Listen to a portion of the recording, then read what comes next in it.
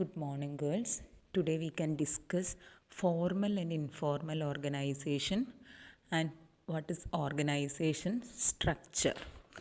So, formal organization എന്ന് പറഞ്ഞാൽ എന്താ?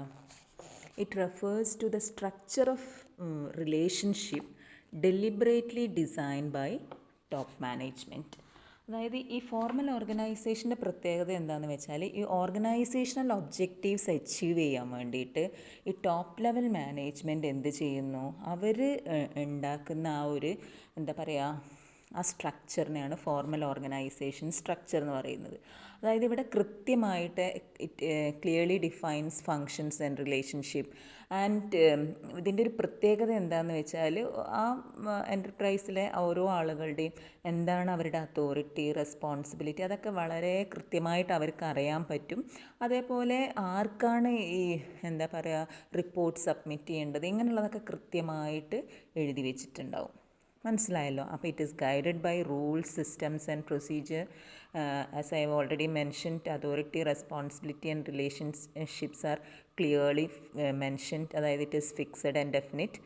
ദെൻ ഇതിൻ്റെ ഒരു പ്രത്യേകത എന്താണെന്ന് വെച്ചാൽ ഇത് ലീഗലി കോൺസ്റ്റിറ്റ്യൂട്ട് ചെയ്യുക. അതായത് ടോപ്പ് ലെവൽ മാനേജ്മെൻറ്റ് രൂപം കൊടുക്കുക ചെയ്യുന്നത് ഈ ഫോർമൽ ഓർഗനൈസേഷന്. ഓക്കെ, നമ്മൾ നോക്കുന്നത് ഈ എന്തൊക്കെയാണ് ഇതിൻ്റെ ഒരു ഡെഫിനിഷൻ നോക്കാം നമുക്ക്. അപ്പോൾ ഫോർമൽ ഓർഗനൈസേഷൻ സ്ട്രക്ചർ എന്ന് പറഞ്ഞാൽ എന്താണ്, അവിടെ കൃത്യമായിട്ട് എന്ത് പറയുന്നുണ്ടാവും, it clearly spells out the job to be performed by each individual, the authority, responsibility assigned to every individual, superior subordinate relationship and the designation of every individual in the organization.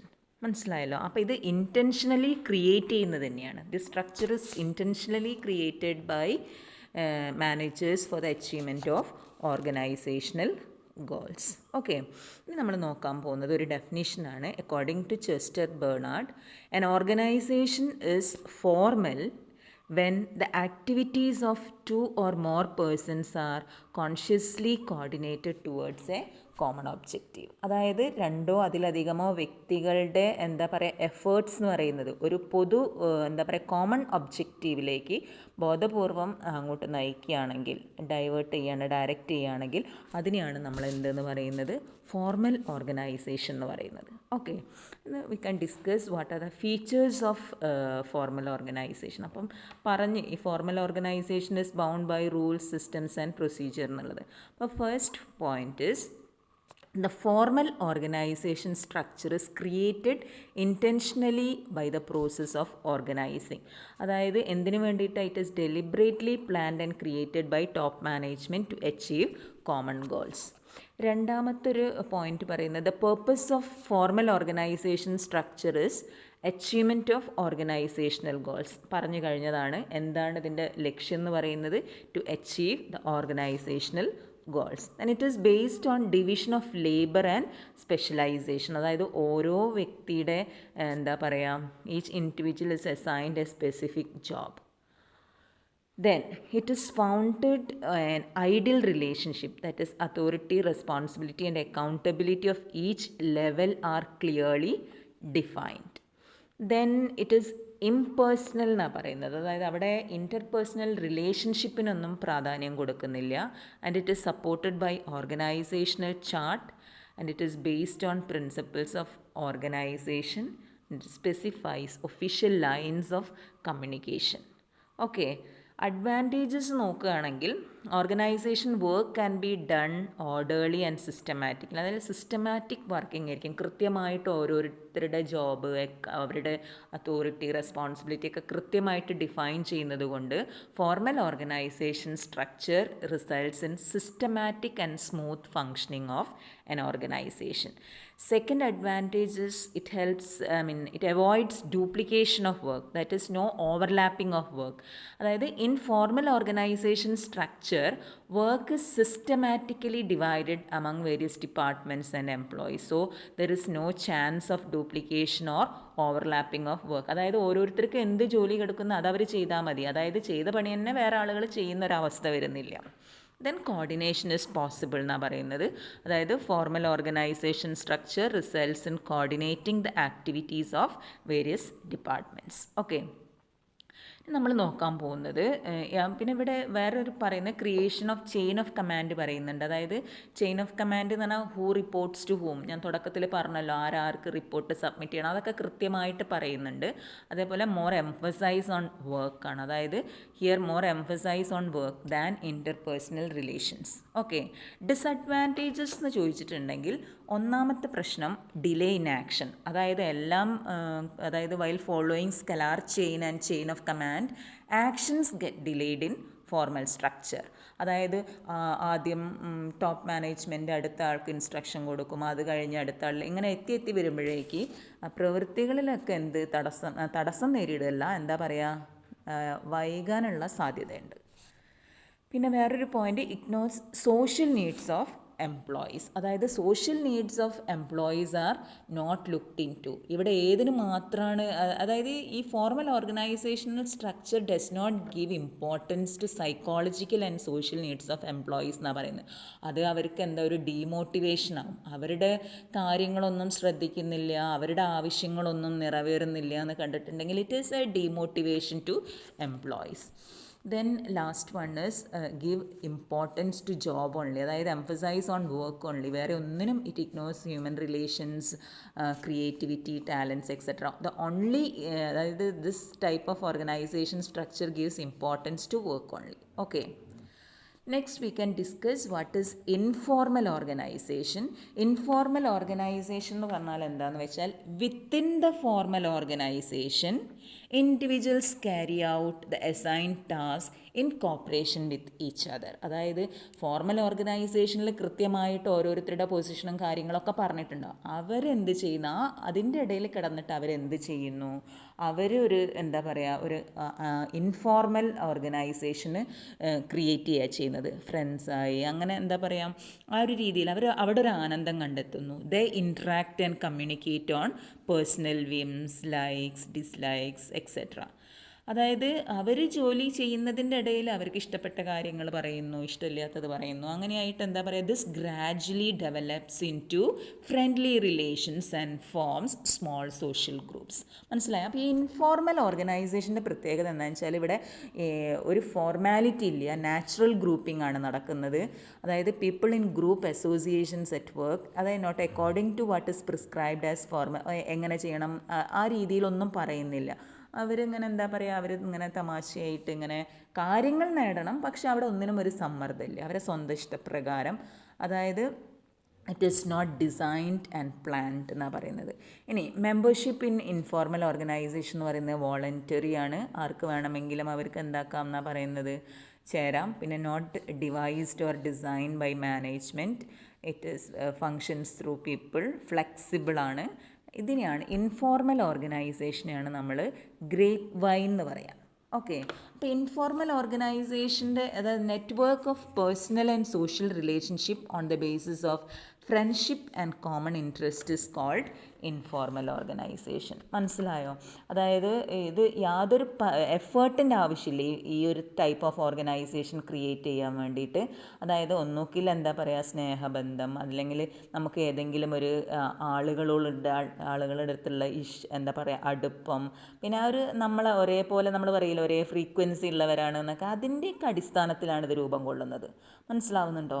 അപ്പം ഈ informal organisation എന്ന് പറയുന്നത് ഇതെന്ത് മാത്രമേ ഉള്ളൂ എന്നാണ് പറയുന്നത്. അതായത് network of personal and social റിലേഷൻഷിപ്പാണ് ഇവിടെ വരുന്നത്. ഓക്കെ. ഇനി ഒരു എക്സാമ്പിൾ പറയാം. ഇപ്പോൾ എന്താ പറയുക, ഒരു ഫാക്ടറിയിൽ കുറേ സോഷ്യൽ വർക്കേഴ്സ് ഉണ്ട്, കുറേ എന്താ പറയുക ആർട്ടിസ്റ്റ് ഉണ്ട്. അവർ തമ്മിൽ എന്താ പറയുക ഒരു ബന്ധം ഉണ്ടാക്കിയെടുക്കുകയാണെങ്കിൽ അതൊരു ഇൻഫോർമൽ ഓർഗനൈസേഷനാണ്. മനസ്സിലാവുന്നുണ്ടോ? അപ്പോൾ ഇങ്ങനെയുള്ള ഇതിന് വേണ്ടിയിട്ട് ടോപ്പ് ലെവൽ മാനേജ്മെൻറ്റിൻ്റെ ആവശ്യമൊന്നുമില്ല. അവരിപ്പോൾ ഒരേ ഇൻട്രസ്റ്റ് ഉള്ള ആളുകളാണ്, പാട്ട് പാടാൻ എല്ലാവർക്കും താല്പര്യമുണ്ട്, അവരൊരു ഗ്രൂപ്പായി മാറും ഓട്ടോമാറ്റിക്കലി. മനസ്സിലായ ആ ഒരു രീതിയിലുള്ള ഓർഗനൈസേഷനെയാണ് ഇൻഫോർമൽ ഓർഗനൈസേഷൻ എന്ന് പറയുന്നത്. അതിൻ്റെ ഫീച്ചേഴ്സ് നമുക്ക് നോക്കാം. ഇൻഫോർമൽ ഓർഗനൈസേഷൻ്റെ ഫീച്ചേഴ്സ് എന്ന് പറഞ്ഞിട്ടുണ്ടെങ്കിൽ first point is it arises spontaneously. And not pre planned. അതായത് ഇൻഫോർമൽ ഓർഗനൈസേഷൻ ക്രിയേറ്റ് ചെയ്യുന്നത് എങ്ങനെയാണെന്നാണ് പറയുന്നത്, automatically without any intended efforts of managers. Second it is a natural process എന്ന് പറയാം. അതായത് ഇതാരും ക്രിയേറ്റ് ചെയ്യുന്നതൊന്നുമല്ലല്ലോ. അപ്പോൾ it is a natural process. ഇപ്പം ഒരേ ഇഷ്ടങ്ങളുള്ള ആളുകൾ ഒരുമിച്ചാവുന്നു അങ്ങനെ. Then it is based on common taste, whims, likes, prejudices, etc. It reflects human relationship. അവിടെ എന്തിന് ഒരു പ്രാധാന്യമുണ്ട്, വ്യക്തികൾ അവർ ഭയങ്കര ക്ലോസായി മാറുകയാണ് ചെയ്യുന്നത് പിന്നീട്. its relationship is based on social, emotional and psychological needs. And it is indefinite and has no structure. അതാണ് അതിൻ്റെ പ്രത്യേകത കേട്ടോ. ഒരു സ്ട്രക്ചർ ഇല്ല കാര്യമായിട്ട്. It is voluntary organization. Advantages നോക്കുകയാണെങ്കിൽ ഇവിടെ ക്വിക്ക് കമ്മ്യൂണിക്കേഷൻ പോസിബിൾ. ഇൻഫോർമൽ ഓർഗനൈസേഷൻ്റെ ഇടയിൽ എന്തിനുള്ള ഫാസ്റ്റ് കമ്മ്യൂണിക്കേഷൻ ഇസ് പോസിബിൾ. അതായത് സ്കലാർ ചെയ്യണമൊന്നുമില്ല. So there can be faster spread of communication. Then second advantages give importance to social needs of employees. അതായത് informal organization gives due importance to psychological and social needs of employees which motivate the employees. അതായത് അവിടെ എല്ലാത്തിനും അവരുടെ മാനസിക ഉല്ലാസത്തിനും അതായത് സന്തോഷത്തിനൊക്കെ ഉള്ളൊരു വേദിയായി മാറുക ചെയ്യുന്നത് അത്. Then better feedback from subordinates to superiors. അതായത് through informal structure top level managers can know the real feedback of employees on various policies and plans എന്നാണ് പറയുന്നത്. അതായത് informal organization can be use to get benefits in the formal organization. ഏതൊക്കെ രീതിയിലാണെന്നറിയോ, the knowledge of the informal group can be use to gather support of employees and improve their performance. Then through grapevine important informations can be transmitted quickly. അതായത് കുറേ friends ഒരു gang ഉണ്ടെന്ന് വെച്ചാൽ നമ്മൾ ഒരാളടുത്ത് പറഞ്ഞാൽ മതി, അത് അവരുടെ അടുത്തൊക്കെ എത്തിക്കോളും. അതേപോലെ by cooperating with informal groups managers can skilfully take the advantage of both formal and informal organization. ഇത്രയും അഡ്വാൻറ്റേജസ് ഒക്കെ ഉണ്ടെങ്കിൽ കൂടി it has some disadvantages also. ഏറ്റവും അതായത് സ്പ്രെഡ് ഫോൾസ് ന്യൂസ്, അതായത് റൂമേഴ്സ് പരക്കാനുള്ള ചാൻസസ് കൂടുതലാണ്. അതായത് ഇൻഫോർമൽ ഓർഗനൈസേഷണൽ സ്ട്രക്ചറിൽ എന്താണെന്നാണ് പറയുന്നത്, there is a chance of spreading rumours which may mislead the employees. Second disadvantage is it may cause for employees work against management. അതായത് ഒരു എന്താ പറയുക, ഒരു കറക്റ്റായിട്ടുള്ളൊരു ഫോർമൽ സ്ട്രക്ചർ ഒന്നും അല്ലല്ലോ, അപ്പോൾ ഒരു സ്മൂത്ത് വർക്കിംഗ് ഒന്നും നടക്കില്ല. So it may bring negative results എന്നാണ് പറയുന്നത്. Okay, then more emphasise to individual interest. ഇവിടെ പ്രയോറിറ്റി കൊടുക്കുന്നത് ഏതിനു വേണ്ടിയിട്ടാണ്? Priority is given to personal interest than common interest. So these are the drawbacks of informal organization. So next we can discuss what are the difference between formal and informal organization. Form ചെയ്യുന്നത് formal organization ആരാ form ചെയ്യുന്നത്? Top level management. Informal organization is it arises spontaneously. Then purpose of formal organization എന്ന് പറയുന്നത് എന്താ? To achieve predetermined goals of the organization. Informal ഓർഗനൈസേഷൻ്റെ purpose എന്ന് പറയുന്നത് എന്താണ്? To satisfy social and psychological needs and fulfil common interest എന്നുള്ളതാണ്. Structure തന്നെ നോക്കുകയാണെങ്കിൽ ഫോർമൽ ഓർഗനൈസേഷൻ സ്ട്രക്ചർ എന്ന് പറഞ്ഞാൽ it is well defined structure of jobs and responsibilities.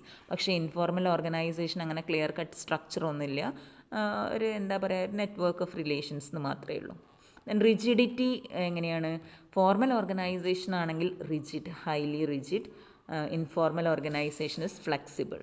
And communication formal ഓർഗനൈസേഷനിൽ establishes official lines of communication, scalar chain follow ചെയ്യുന്നുണ്ട്. Informal ഓർഗനൈസേഷനിലെ communication is based on convenience. ഇനി relationship നോക്കുകയാണെങ്കിൽ formal organization is based on authority and responsibility. Informal ഓർഗനൈസേഷനിൽ there is no such specific relationship. Leadership formal ഓർഗനൈസേഷനിൽ leaders എന്ന് പറയുന്നത് ഏതാ? Managers are leaders by virtue of their position. നേരെ മറിച്ചിട്ട് informal ഓർഗനൈസേഷനിൽ അങ്ങനെ എന്താ പറയുക, അവർ voluntarily elect a member as their leader. Leaders are chosen voluntarily by members. And stability നോക്കുകയാണെങ്കിൽ formal organization is usually stable, മറ്റേ ഡസ് നോട്ട് ലാസ്റ്റ് ലോങ് എന്നാണ് പറയുന്നത് ഇൻഫോർമൽ ആണെങ്കിൽ. ഹ്യൂമൻ റിലേഷൻസിന് ഏതിനാണ് കൂടുതൽ ഇമ്പോർട്ടൻസ് കൊടുക്കുന്നത്? ഇൻഫോർമൽ ഓർഗനൈസേഷനിൽ ഇറ്റ് റിഫ്ലെക്ട്സ് ഹ്യൂമൻ ആസ്പെക്ട്, പക്ഷേ formal ഓർഗനൈസേഷനിൽ it is less human and more technological in character. അതുമൊന്ന് നോക്കി വെക്കുക. ഇനി നമുക്ക് എന്താണ് ഓർഗനൈസേഷൻ സ്ട്രക്ചർ എന്ന് നോക്കാം. ഓർഗനൈസേഷൻ സ്ട്രക്ചർ എന്ന് പറഞ്ഞിട്ടുണ്ടെങ്കിൽ എന്താ? It is established pattern of relationship among various components or parts of the enterprise. അതായത് ഇപ്പോൾ ഒരു എൻ്റർപ്രൈസിൻ്റെ ഒബ്ജക്റ്റീവ്സ് എന്താ പറയുക അച്ചീവ് ചെയ്യുന്നതിന് വേണ്ടിയിട്ട് പല രീതിയിലുള്ള ജോലിയിൽ ഏർപ്പെട്ടിരിക്കുന്ന വ്യക്തികളുണ്ടാവും. അവരെ തമ്മിൽ ബന്ധിപ്പിക്കുന്ന ഒരു എന്താ പറയുക സ്ട്രക്ചറിനെയാണ് നമ്മൾ ഓർഗനൈസേഷൻ സ്ട്രക്ചർ എന്ന് പറയാം. അതായത് ആരാർക്ക് റിപ്പോർട്ട് കൊടുക്കണം, അങ്ങനെയുള്ളത് കൃത്യമായിട്ടൊരു എന്താ പറയുക ഒരു ചാർട്ടായിട്ട് കാണിക്കും.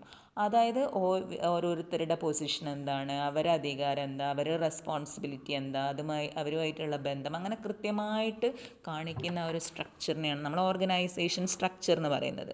സോ സ്ട്രക്ചറിൻ്റെ പ്രത്യേകത എന്താ? It provides a basis or framework for managers and other employees to perform their various functions. അതായത് structure facilitates work flow in the organization എന്നാണ് പറയുന്നത്. നമുക്ക് ഈ ഓർഗനൈസേഷൻ സ്ട്രക്ചറിൻ്റെ ഫീച്ചേഴ്സ് എന്തെല്ലാം നോക്കാം. ക്ലിയർ ലൈൻ ഓഫ് അതോറിറ്റി, അതായത് all managers should have direct authority over their respective subordinate.